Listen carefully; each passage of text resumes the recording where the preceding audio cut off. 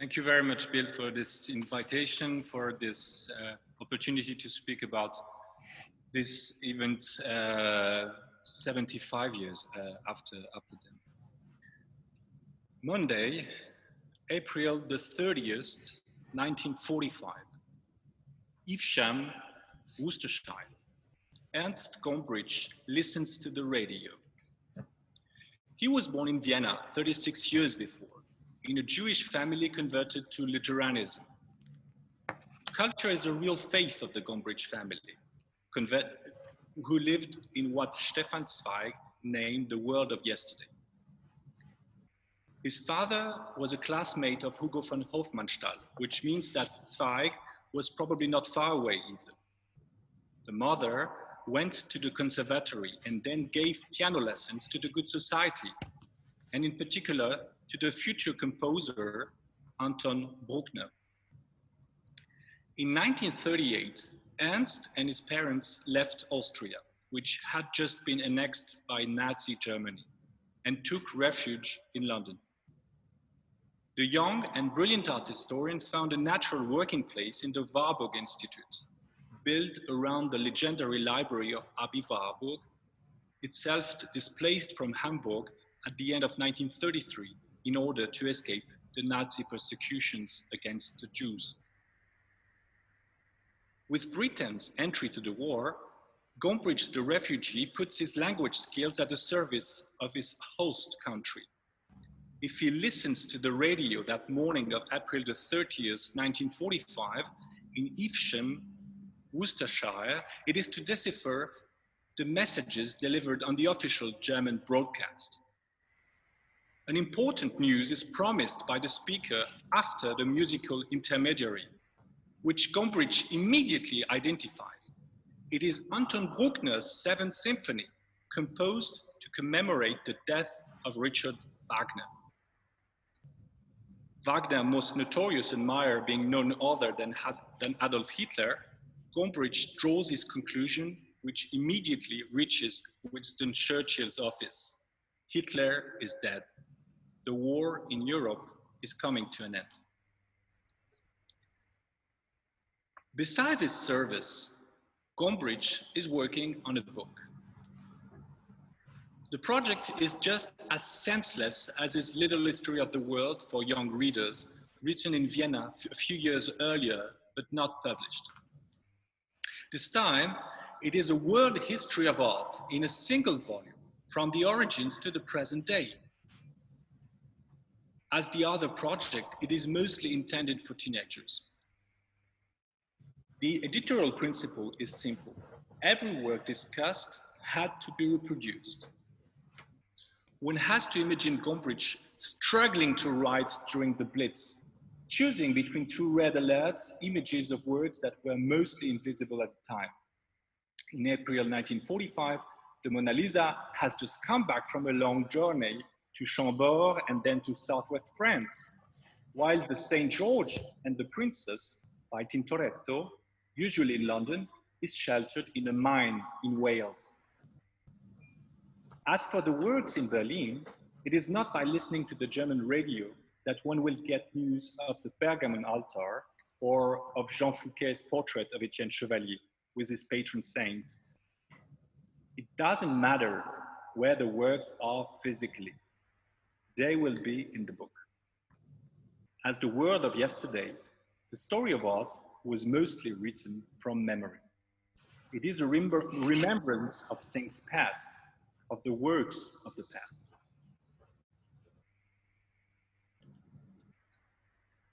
One week after Hitler's death, Nazi Germany surrendered unconditionally. Europe is in ruins, but is slowly learning to live again. Museums are reopening their doors and will soon organize exhibitions with outstanding loans. The story of art was not published until 1950. 5 years after the conflict, every work has not rejoined its previous home, mainly in Berlin. The Pergamon Altar is said to be there when it's actually missing, while the portrait of Etienne Chevalier is declared to be in the Kaiser Friedrich Museum, its former institution. Yet 1 million Americans had seen it 2 years earlier in Washington, D.C., from where the painting was shipped back to West Germany, and precisely to Wiesbaden. There is no question of a return to the Kaiser Friedrich Museum. Firstly, because the museum is located in the eastern part of the city, and the young German Federal Republic has no intention of offering the Berlin works it considers its own heritage to a German Democratic Republic whose existence it does not recognize. The second reason is that the Kaiser Friedrich Museum does not even exist anymore at the time. It is not yet called the Bode Museum, but the term Kaiser is sufficiently disgraced by the communist power that the building, seriously damaged by the fights, as you can see, is officially named the Museum am Kupfergraben, after the canal running along its western side. The window that you see behind me is actually this one. Another painting to be declared to be in the Kaiser Friedrich appears in the introduction of the book. It is the first version of St. Matthew writing his gospel by Caravaggio, which Gombrich considers far superior to the wiser replica that the painter had to execute for the altar wall of the Contarelli chapel in the Roman church of San Luigi dei Francesi, and which is still in situ. The first St. Matthew, this one, is neither in Wiesbaden nor in East Berlin. It has disappeared. The story of art sells well, to say the least. Reprints are soon needed, which allow the author to adapt his book, thereby correcting certain locations that had proved inaccurate. The portrait of Etienne Chevalier is soon mentioned as being in Berlin-Dahlem, on the west side of the city, precisely in the American sector, where it was permanently displayed in 1956. 2 years later, another spectacular transfer took place, this time on the eastern part of the city. The Soviet Union returned to its sister republic, the German Democratic Republic, the cultural property that had been seized on its territory during the war, officially for conservation reasons. The Pergamon Altar returns to the Pergamon Museum, while Caravaggio's Incredulity of St. Thomas, also reproduced in Gombrich's book, comes back to the paintings gallery of Sanssouci in Potsdam, down near Berlin, which is part of the GDR. The Kaiser Friedrich Museum's St. Matthew is not among the returned works. It is said to have burned in the last days of the war in a Berlin bunker. The Soviets accused the last Nazis of having caused the fire. The Americans, for their part, suspect the Soviets.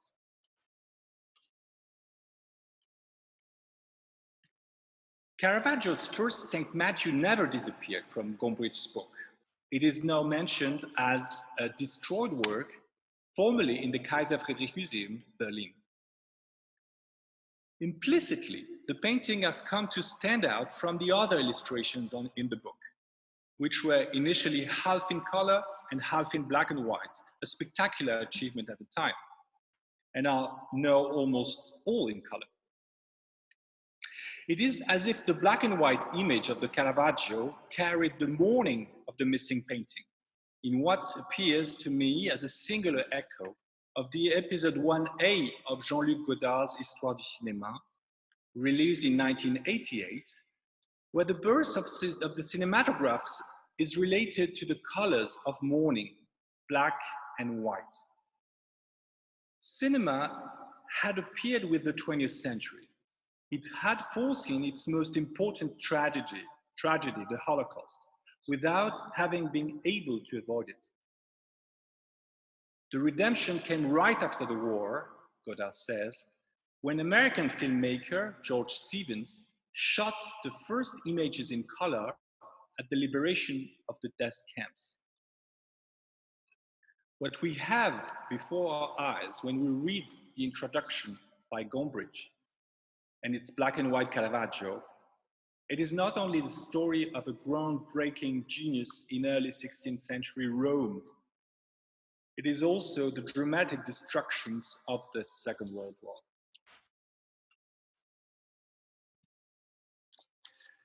The story of art may be in many ways a timeless book, which explains its long-term success. It is also a product of its time. Even the author's last revised edition, published five years before his death in 2001, cannot completely hide that its publication dates half a century later. This is especially visible for the section of contemporary art, or the dominant place of Europe.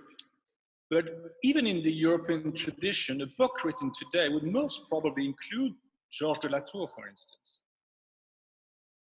In return, it is also almost certain that no synthetic history of art written half a century before Gombrich's, that is to say around 1900, would have mentioned Caravaggio, or at least devoted such an important space to him. Not that the painter had been completely forgotten like Latour or Vermeer, but it was not until the 1920s, and notably an exhibition at the Palazzo Pitti in Florence in 1922, that his art really came to the forefront and began to exert the overall fascination it still enjoys today. The way the St. Matthew was exhibited in Berlin only demonstrates this. This photograph was taken a few years before the opening of the Kaiser Friedrich Museum. The carpet still needed to be fixed before the opening, scheduled for October the 18th, 1904. The place of honor on the wall of the Caravaggio is reserved for the Bidoreni's meeting of St. Peter and Paul, whose importance is underlined by furniture. As for a painting, the Caravaggio does not even have a frame, which at the time was not precisely a sign of postmodernism, but of a certain disinterest.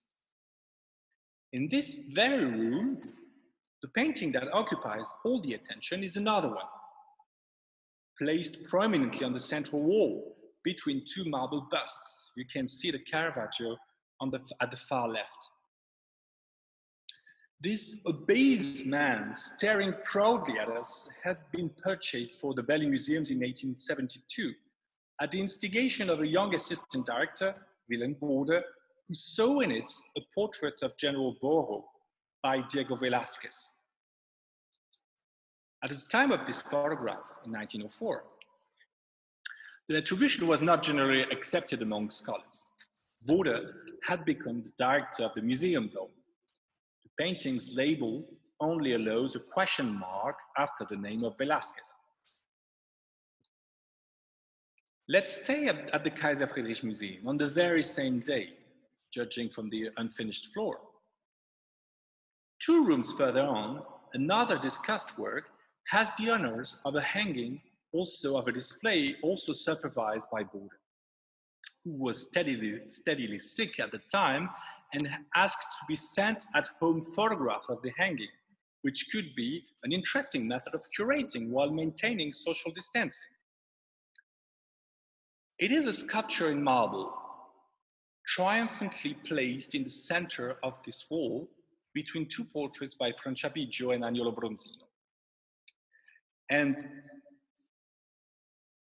detaching itself of a 16th century Italian brocade that enhances its whiteness. For Bode, this young man is nothing less than a masterpiece by Michelangelo. And precisely, the Giovannino, or young St. John the Baptist, carved in the mid-1490s by the divine artist for Lorenzo di Pierfrancesco de' Medici. Like the Velázquez, it is an acquisition made by Bode in the 1870s. Virtually unknown before, the sculpture had made a public appearance on the occasion of the celebrations of the 4th centenary of Michelangelo's birth in 1875. A commission of Italian experts examined it and validated Michelangelo's authorship. Some experts disagreed, however, a relative doubt that allowed Bode to acquire the piece for his museum from its peasant owner, Count Gualain di Rosselmini. On this complex acquisition, I refer to an interesting article published 10 years ago by Anna Maria Rocci. For Bode, the sculpture will remain a Michelangelo ad vitam aeternam. While the attribution of the Velázquez is widely questioned at the time, 1904, that of Michelangelo is initially supported by a majority of art historians. It must be said that Bode's judgments are taken into consideration. He's not only the director of one of the most active museums in the world, he's also, and above all, an authority renowned for his connoisseur's eye, and this as much in the field of sculpture as in painting on many countries and centuries. Someone, however, cannot accept such a judgment. The Swiss art historian Heinrich Wölfflin would challenge many times the paternity of Saint John the Baptist, notably in an essay published in 1897 under the title, How One Should Photograph Sculpture. For Wölfflin, the Berlin Giovannino does not have a single fixed point of view, as photography reveals new aspects when turning around its model. It cannot belong to Michelangelo's youth, since the latter ascertained works have always a dominant view. Wölfflin later suggested that it should instead be by the hand of the Neapolitan sculptor of the first half of the 16th century, Girolamo Sant'Agata. Bode is not one to be dismayed by such criticism. He's even fond of polemics and is at ease, mocking Wölfflin's overly rigid principles, as well as the attribution to Santa Croce. Bode takes up the other comparison that have been made between his Michelangelo and the works of his Florentine followers, one in the Bargello center and the other in the Boboli Gardens, here to the right.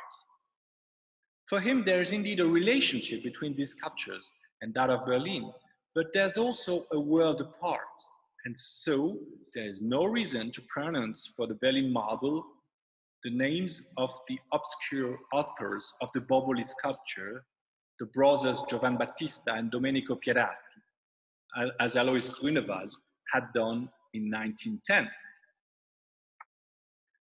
Similarly, Bode disputes the fact that the Giovannino sculpted by Michelangelo for the Medici must be necessarily a child and not a teenager. As for those who reject the very identification with Saint John the Baptist, arguing that the young man doesn't have his usual attributes, Bode argues that the artist imagined the saint in the desert, eating what he might have found along the way, in this case, a honeycomb in his left hand, from which he has extracted some nectar in a goat's horn that he's taking to his mouth with the other hand.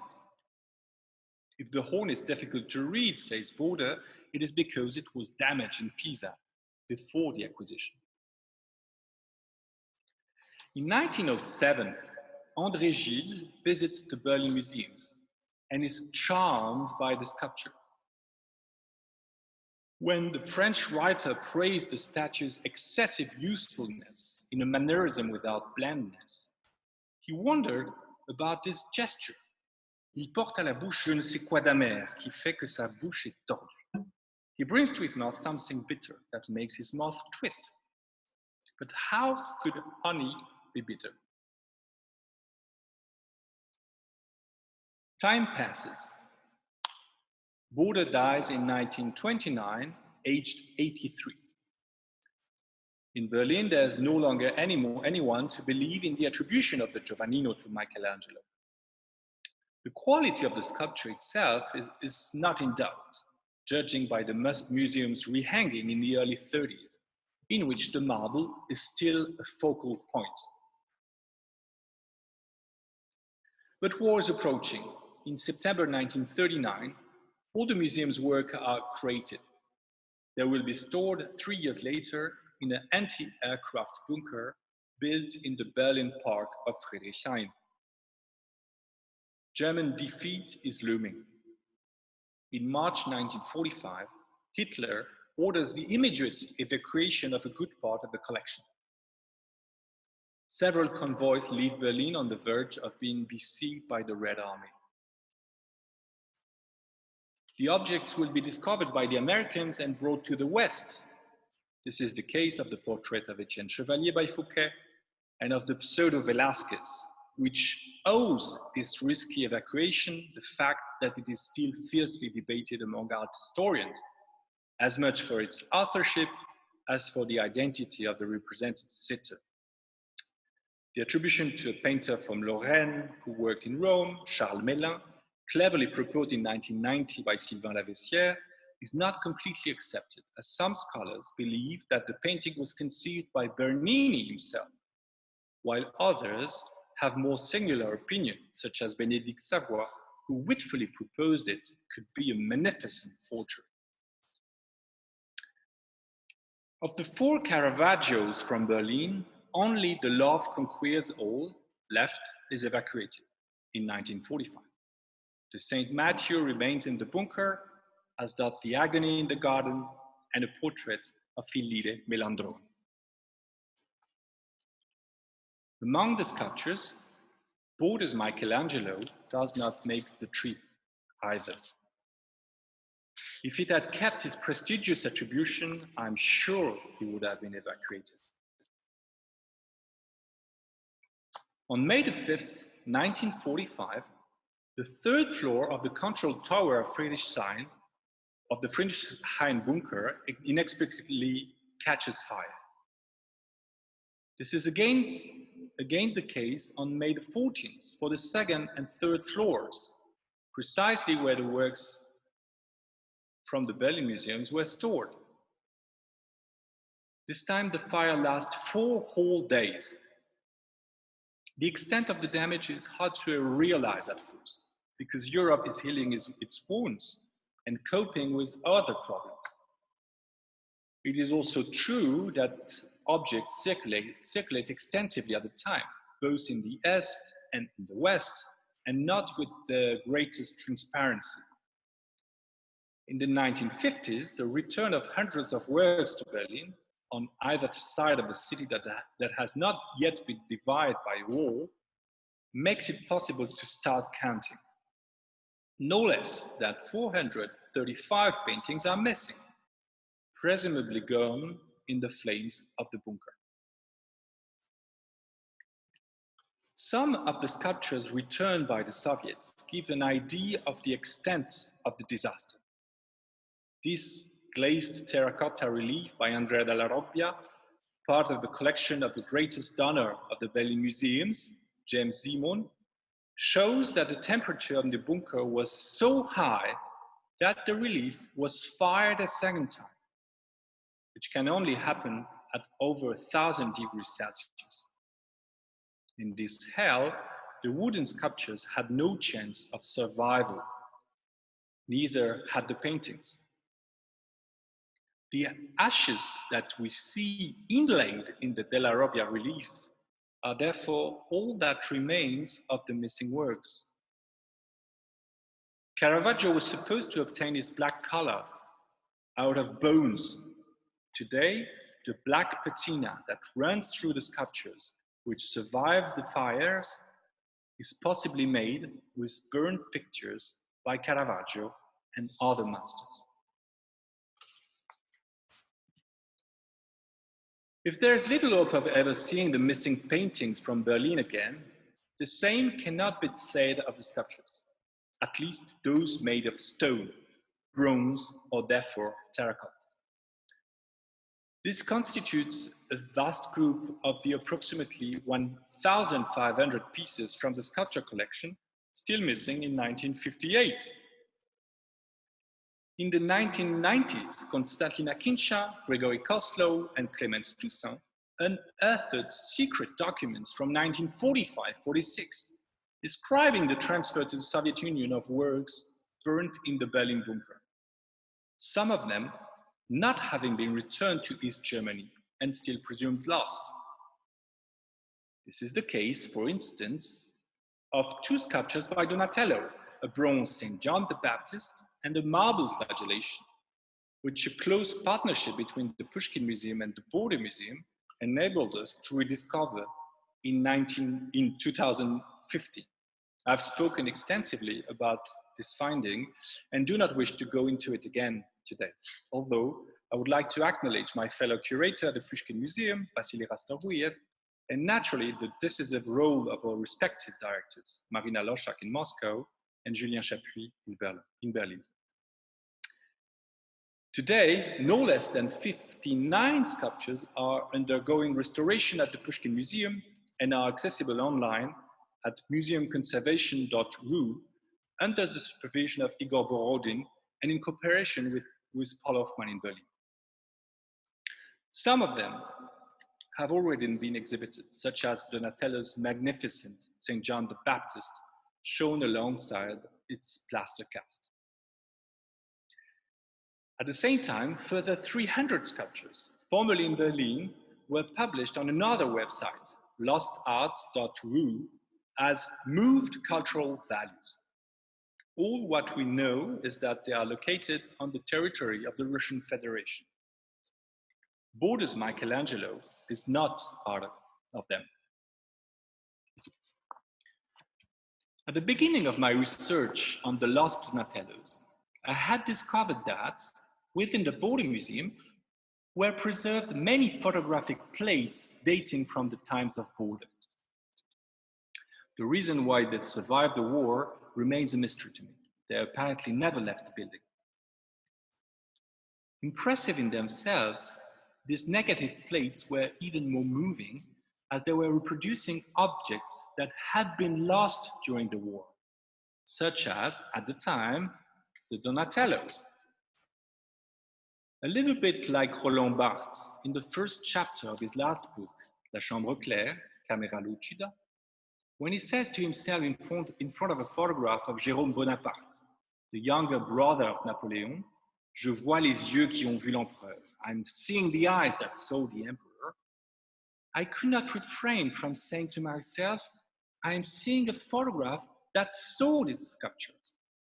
This analogic glass negative had indeed been physically in the presence of the lost works. Now that the Donatellos have been rediscovered, my fascination for these very plates has diminished. The objects are no more a memory of disappeared objects. This is not the case for Bode's Michelangelo, whose sublime negative images I'm showing you here. Even if the sculpture has not resurfaced to this day, I find it hard to believe that it has burned down to the last fragment, as almost all the works in marble that were once in Berlin have been identified. It is tantalizing to think that the work is still hidden on the Russian territory. If it is not on the data available online, it may be because the identity of the object has been forgotten over time, as was the case for one of the most exceptional pieces from the Berlin Antique Collection, the Victoria of Clavatone, which spent 7 decades in storage in Russia as an 18th century sculpture before being identified, restored, and shown and exhibited earlier this year by the Hermitage Museum in St. Petersburg. It is also possible that the crate containing Bode's Michelangelo has met with a more singular fate at the end of the war, just like the 9 crates from the Berlin bunker, which were somehow stolen by the British soldiers under the nose and beards of the Soviets and transferred from West Berlin. This Madonna by Michelozzo was part of it. So many possible scenarios, but no certainties. Still, I'm convinced that Bode's Michelangelo exists somewhere. If the object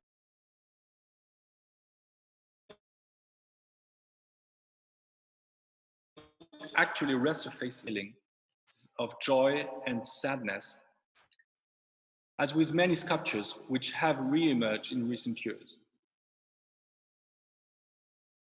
It may now resemble those scattered fragments, similar to many Berlin sculptures, but here belonging to another object, victim of another war. In fact, it is all what remains of a sculpture representing Saint John the Baptist as a child, preserved in the Basilica of El Salvador in Úbeda, Spain, which was vandalized in the late 1930s by Spanish Republicans. In 2013, Francesco Cagliotti demonstrated that this sculpture was the real Giovannino, sculptured by Michelangelo for Lorenzo di Pierfrancesco de' Medici in 1495.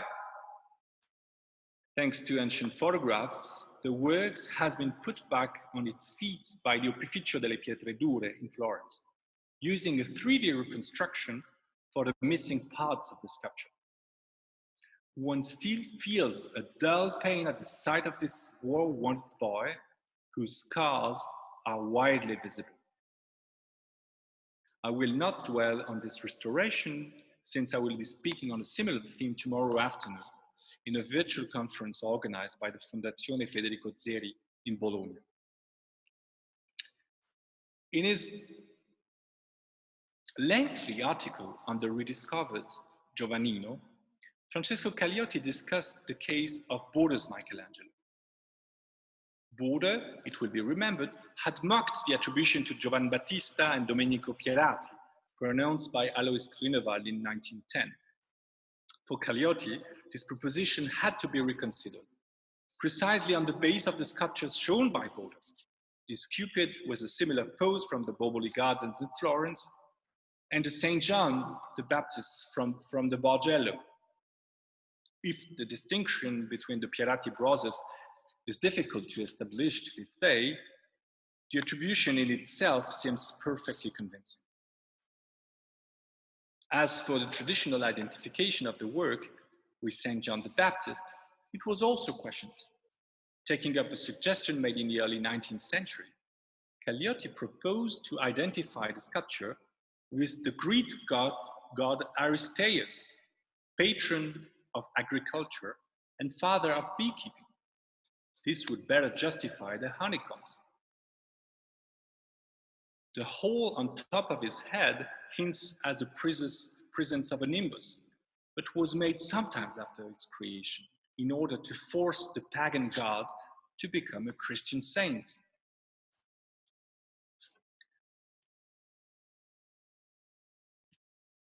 In the history of art, Aristeus is often represented as a melancholic figure. In 1862, Ernest Yoll won the Grand Prix de Rome de sculpture by representing the shepherd overwhelmed by the death of his dear bees, killed by the nymphs in retaliation for a tragic event. By pursuing his beloved Eurydice, who did not love him in return, Aristeus had caused the death of the young woman, bitten in her escape by a snake she had not seen. In Florence, this story was well known, as evidenced by a late 15th century cassone by Jacopo del Sellaio, preserved in Rotterdam. The end of the story, shown on the companion piece today in Kiev, is much better known. Eurydice's lover, Orpheus, is allowed to retrieve his beloved from the underworld on condition that he never looks back at her down there. The plan is carried out. Orpheus comes out of Hades and turns towards Eurydice, who is still in the limbo and will remain forever. I'm sorry for Sellaio, but I cannot resist showing you this much more moving representation of the drama made by the young Canova in the Museo Correr in Venice.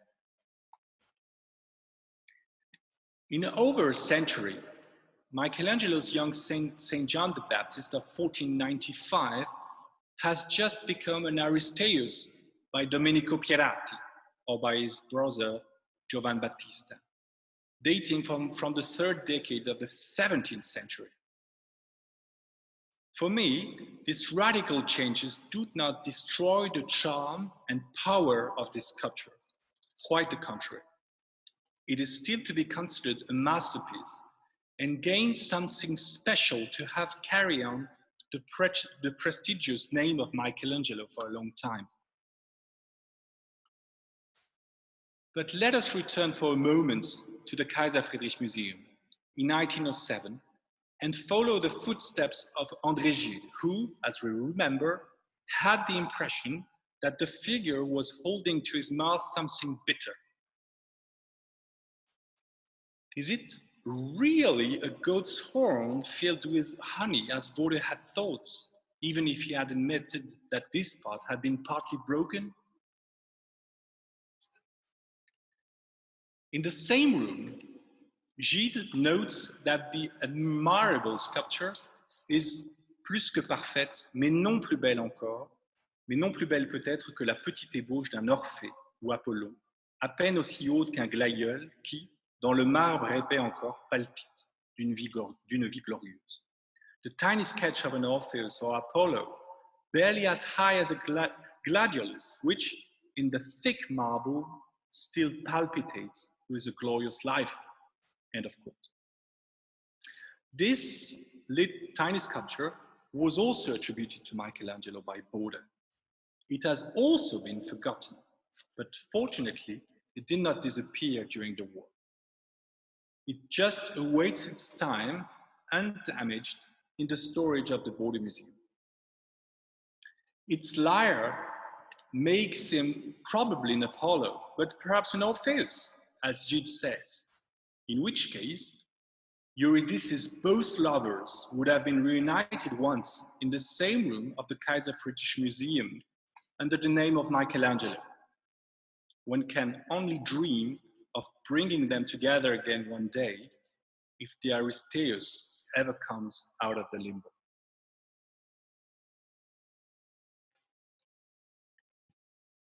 Caravaggio's St. Matthew with the Angel will probably never resurface. Thanks to the artist's popularity and also to Gombrich's introduction to the story of art, the painting has never been forgotten, quite the contrary. It is as